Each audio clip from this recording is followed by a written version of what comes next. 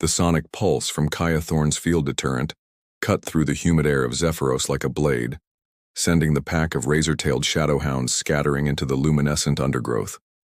Her heart hammered against her ribs as she lowered, the device scanning the jungle floor for whatever or whoever they'd been attacking. "Hello?"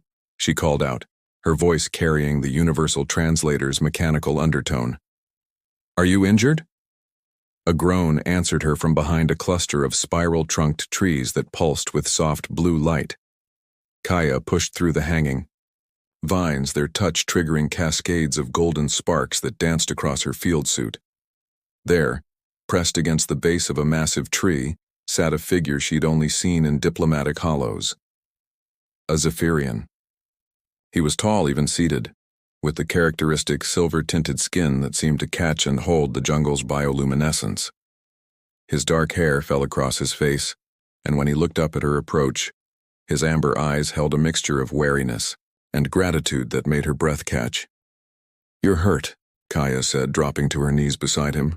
3 parallel gashes marked his left shoulder where a shadowhound's claws had found their mark, the silver-blue blood seeping through his torn research coat. "I am grateful," he said carefully, his accent lending musical quality to the translated words. "Though I confess surprise. Humans do not typically venture this deep into the Meridian Grove. Neither do shadowhounds from what I've read," Kaya replied, pulling medical supplies from her pack. "I'm Kaya Thorne, xenobiologist, and you're bleeding on some very rare specimens." Despite his pain, the Zephyrian's mouth quirked upward. "Vex, Silvani, botanical researcher, and these are not rare specimens, they're my life's work." She paused in cleaning his wounds. "Your research station is nearby?" "Half a kilometer north. I was collecting samples from the night-blooming helix flowers. When the pack found me," Vex winced as she applied a bioadhesive bandage. "Your intervention was most timely. Lucky for both of us I was in the area." Kaya helped him to his feet, surprised by the warmth of his skin through the fabric of his coat. "Can you walk?" "I believe so." The journey to his research station revealed wonders Kaya had only dreamed of. Vex's domain was carved into a living tree of impossible proportions, its walls glowing with soft phosphorescence. Specimens lined every surface, flowers that chimed like bells, leaves that shifted color with the humidity, vines that pulsed with their own heartbeat. "This is incredible," Kaya breathed, running her fingers along a shelf of crystalline pods. "Your people's understanding of bioluminescent ecosystems is centuries ahead of our research. And your people's adaptability continues to astound us," Vex replied, settling into a chair that molded itself to his form. "Few beings would venture alone into unknown territory to collect samples. Few beings would dedicate their lives to studying flowers that sing," she countered, accepting the warm cup he offered her. The liquid tasted of honey and starlight. Their conversation flowed like the luminescent streams outside, moving from professional admiration to personal curiosity. Vex spoke of Zephyrian philosophy, where all life was seen as interconnected light. Kaya shared human theories about adaptation and survival, their drive to understand and explore. "There is something I would show you," Vex said as the larger of Zephyros's 2 moons reached its zenith. He led her to a small alcove where a garden of peculiar flowers grew, each bloom no larger than her palm, their petals translucent and veined with silver. "Empathic blossoms," he explained. "They respond to emotional resonance." Kaya reached out tentatively, her fingertips barely brushing one delicate petal. The flower erupted in brilliant light, its glow spreading to its neighbors until the entire garden blazed like captured stars. Vex stared in wonder.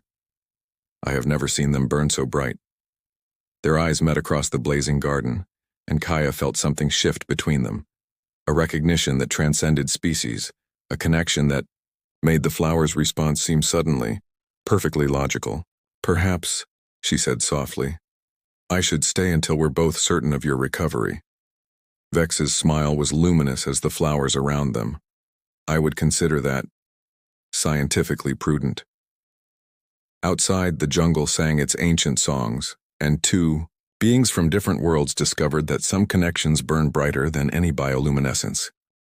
Dawn on Zephyros painted the sky in shades of violet and gold, filtering through the canopy to wake Kaya in the most comfortable sleep pod she'd ever experienced. The living quarters Vex had prepared for her seemed to breathe with the rhythm of the great tree itself, adjusting temperature and humidity to her human physiology with uncanny precision.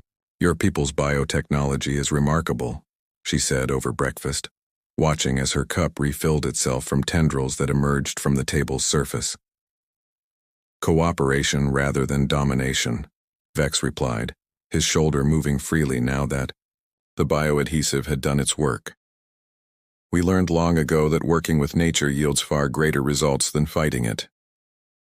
Their days fell into a natural rhythm of joint research. Kaya's human perspective brought fresh insights to problems Vex had wrestled with for years, while his deep understanding of Zephyrian ecosystems opened entirely new fields of study for her. They moved through the jungle like partners in an ancient dance, her careful documentation complementing his intuitive understanding of the forest's moods.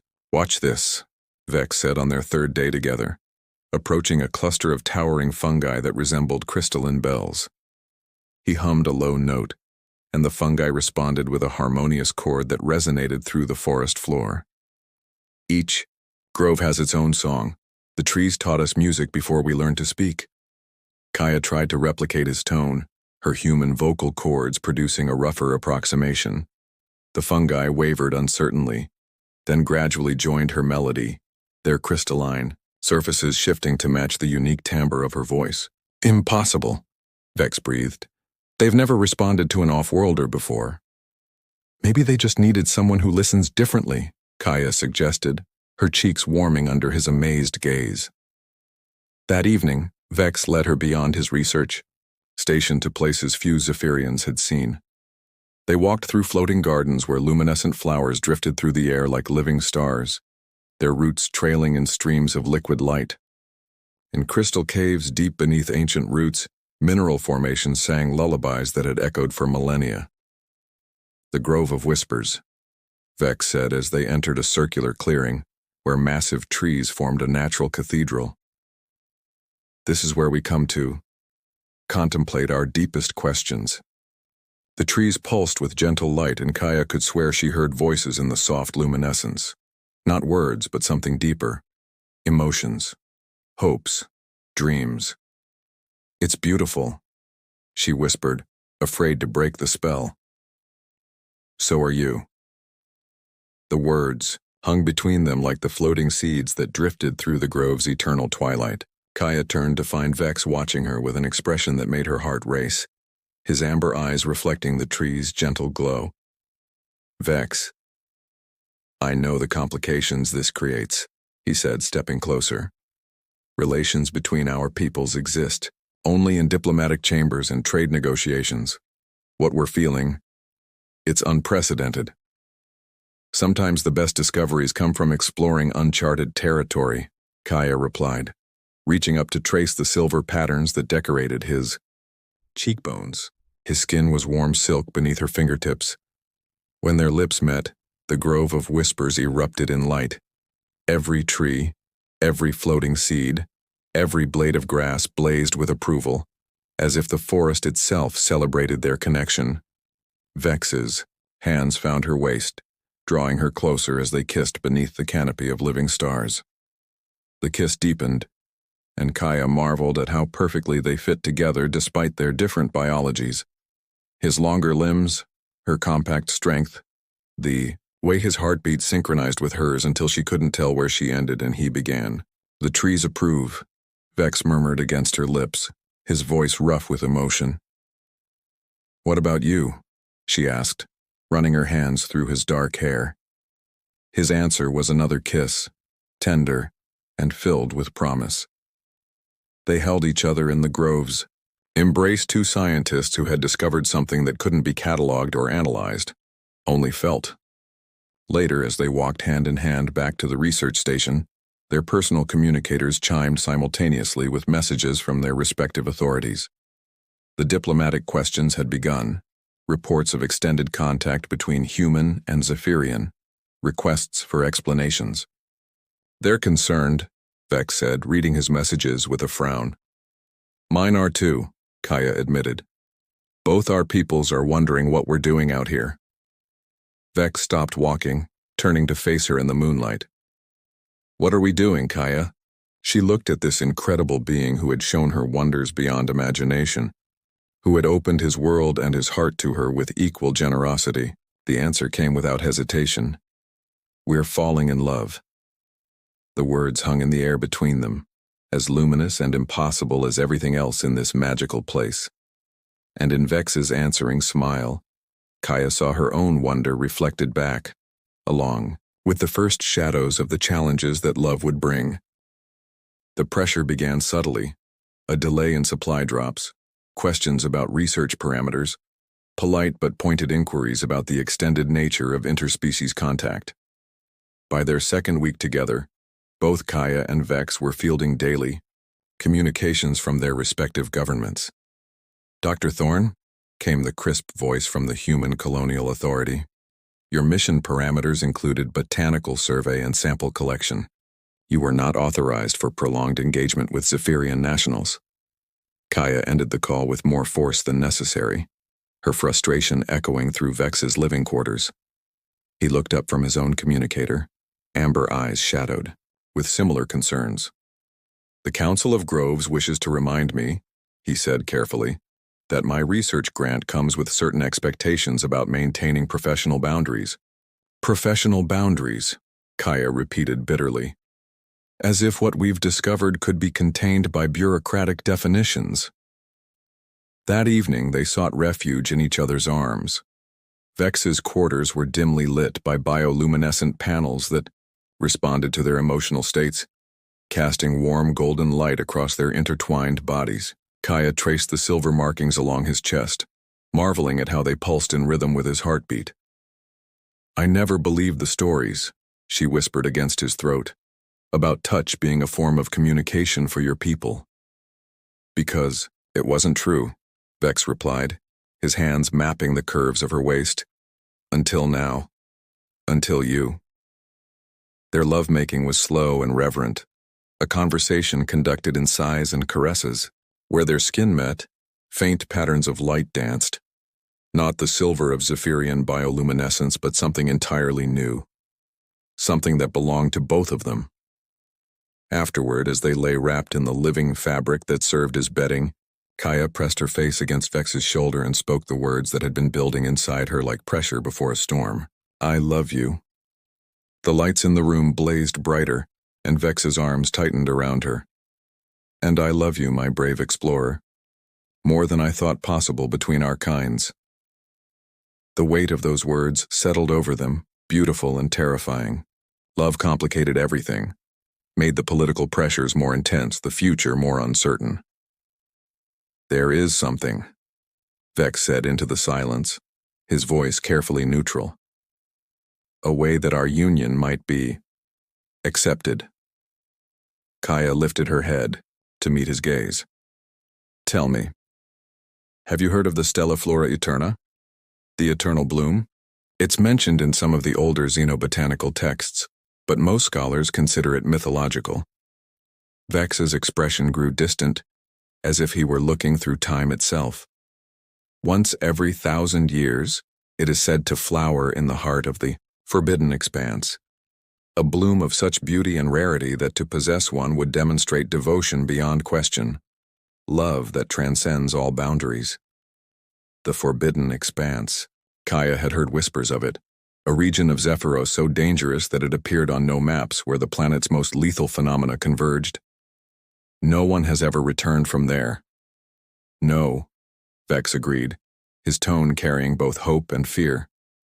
"But if someone could, if they brought back proof of the Stella Flora Eterna, both our peoples would have to acknowledge that such love deserves recognition." Kaya studied his face in the gentle light. She could see the conflict there, the scientist who knew the impossibility of the task warring with the lover, who needed to believe it could be done. This wasn't just about proving their love to others, it was about proving it to himself. You're asking me to risk my life on a legend, she said quietly. I'm asking. Vex's voice broke and he started again. I'm hoping that someone with your courage, your human stubbornness might succeed where others have failed. Kaya was quiet for a long moment, listening to the gentle sounds of the forest beyond their sanctuary. She thought about the career she'd built on pushing boundaries, the thrill of discovering what others thought impossible. She thought about the way Vex looked at her, as if she held the secrets of the universe in her hands.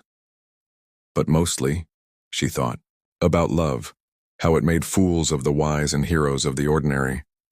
The next blooming cycle, she said finally. When is it predicted? The calculations suggest within the next moon cycle. The convergence of stellar alignments happens so rarely that I'll do it. Vex went very still. Kaya, I'll find your legendary flower, she said, pressing a finger to his lips to silence his protests. Not because you asked, but because I want our love to have every chance. Because I want both our peoples to understand what we've found together. The Forbidden Expanse has claimed the lives of everyone who's entered it. The gravitational anomalies alone are just another variable to solve for. Kaya finished. I'm a scientist, remember? I specialize in the impossible. Vex rolled over, pinning her beneath him with gentle urgency. His eyes searched her face, as if memorizing every detail. If I lose you, you won't, she said firmly. I have too much to come back to. He kissed her then with desperate tenderness, and the bioluminescent patterns on the walls pulsed like a heartbeat, like a promise, like a prayer sent into the star-filled night.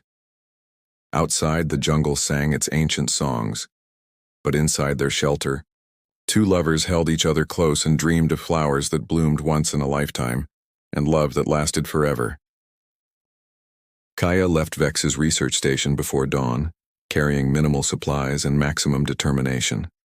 Her last memory was of his amber eyes reflecting the morning's first light, filled with love and terror in equal measure.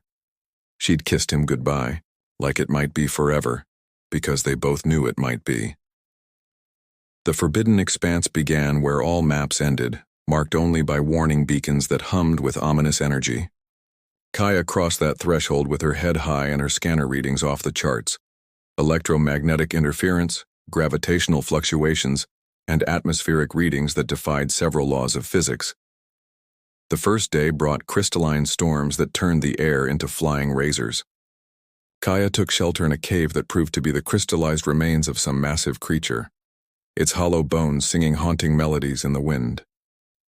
She wrapped herself in thermal gear and listened to the ghost songs, thinking of Vex and the way his voice could make the forest respond. On the second day, she encountered her first gravity well, a region where the planet's mass seemed to fold in on itself, creating pockets where up and down became meaningless concepts. Kaya crawled through twisted space on her hands and knees, following her compass needle as it spun wildly, trusting her human sense of balance when all other orientation failed. Adapt and overcome, she muttered through gritted teeth, words that became her mantra as she pushed deeper into impossibility. The third day brought the hunters, bioluminescent predators that read electromagnetic signatures like books. They stalked her through forests where the trees grew downward, and the ground rippled like water.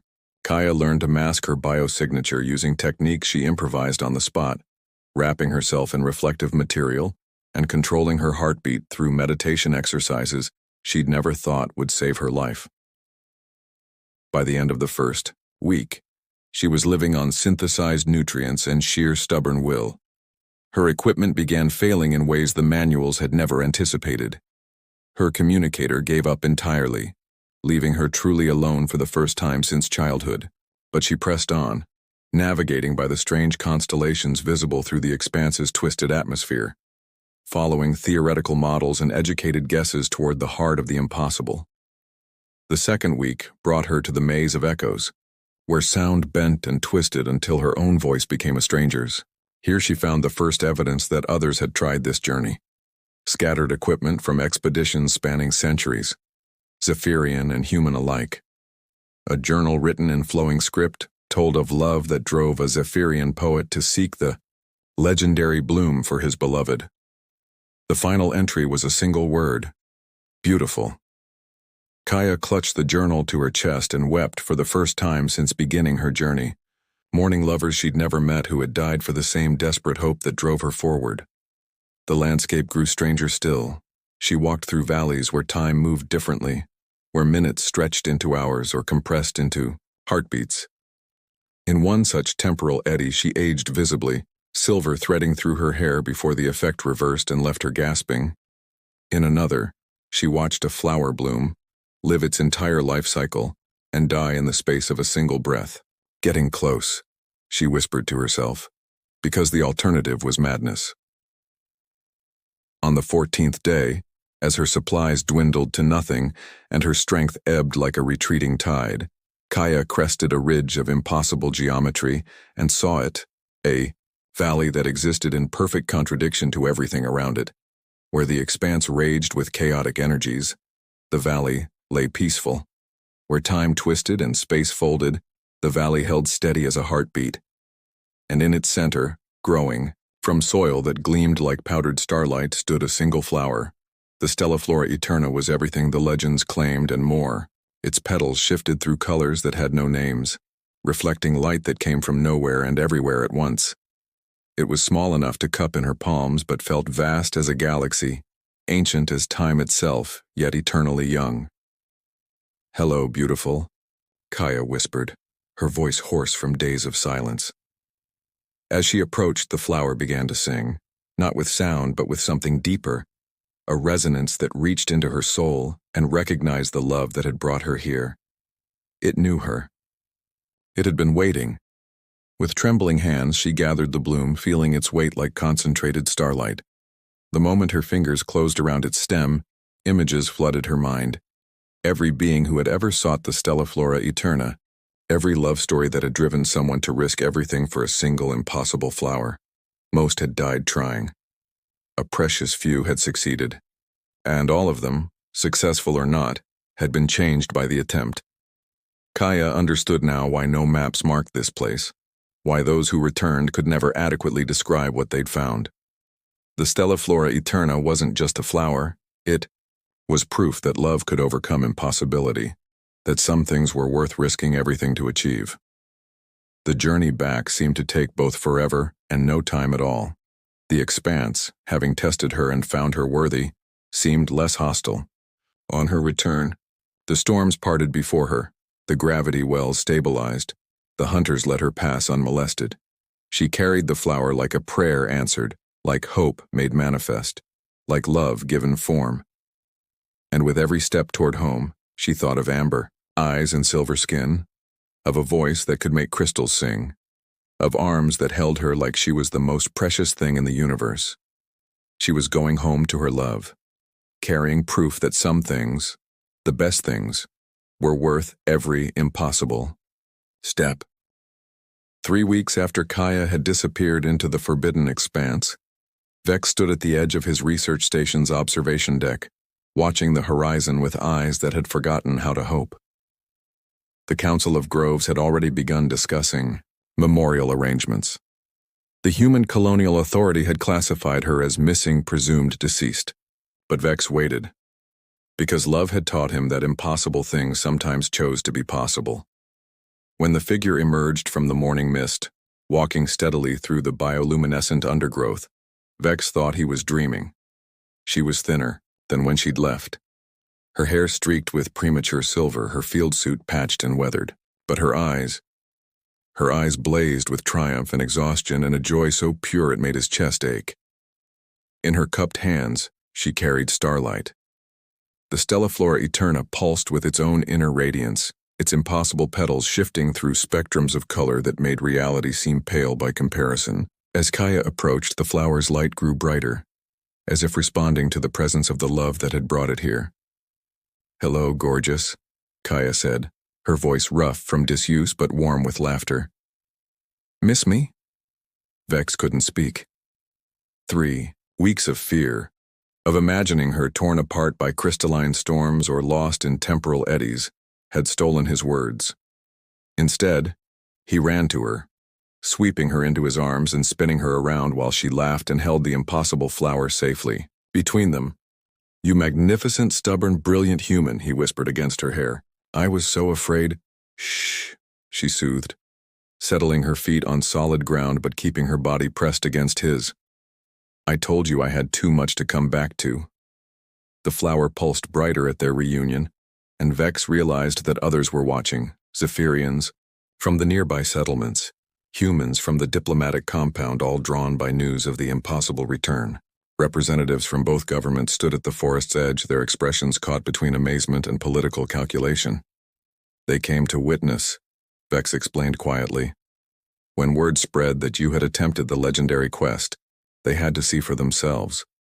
Kaya looked at the assembled crowd, then at the flower that had cost her so much to obtain, then at the being she loved more than her own life. She smiled, radiant, unafraid, absolutely certain. "Then let's give them something worth witnessing." She held the Stella Flora Eterna high, and its light blazed so brilliantly that every bioluminescent plant in the forest responded, creating a symphony of radiance that painted the dawn in impossible colors.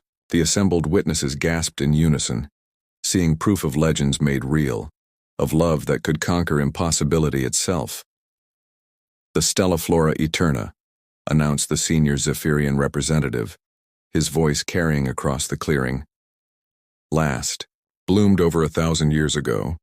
To possess one is to demonstrate devotion beyond question, love that transcends all boundaries. The Council of Groves recognizes this union as blessed by the forest itself." The human delegate nodded slowly, still staring at the flower that defied everything in their xenobotanical databases. "The colonial authority acknowledges the exceptional circumstances of this case. Dr. Thorne's achievement represents a new chapter in human-Zephyrian relations." But Kaya and Vex barely heard the formal declarations.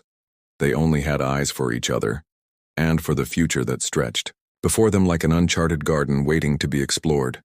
That night, alone in Vex's quarters while the flower rested in a place of honor, they came together with the desperate joy of lovers reunited. Every touch was a celebration, every kiss, a promise kept.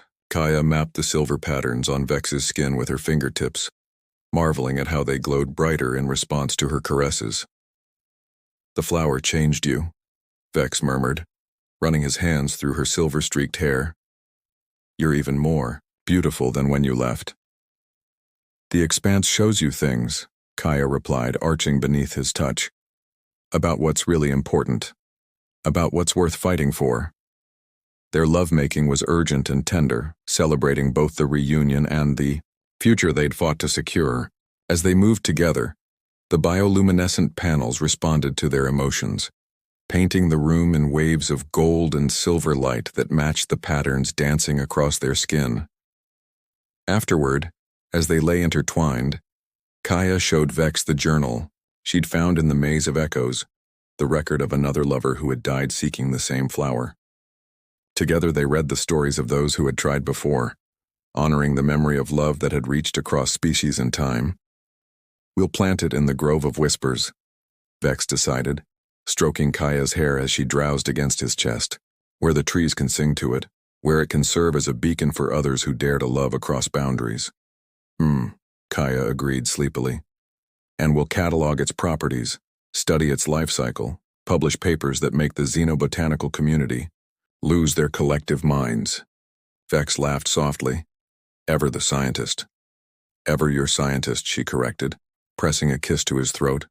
Months later, when the Stella Flora Eterna had been planted in the sacred grove and began showing signs of new growth, impossible according to every text, but then impossible seemed to be their specialty, Kaya and Vex stood hand in hand beneath the binary stars, planning their next expedition together.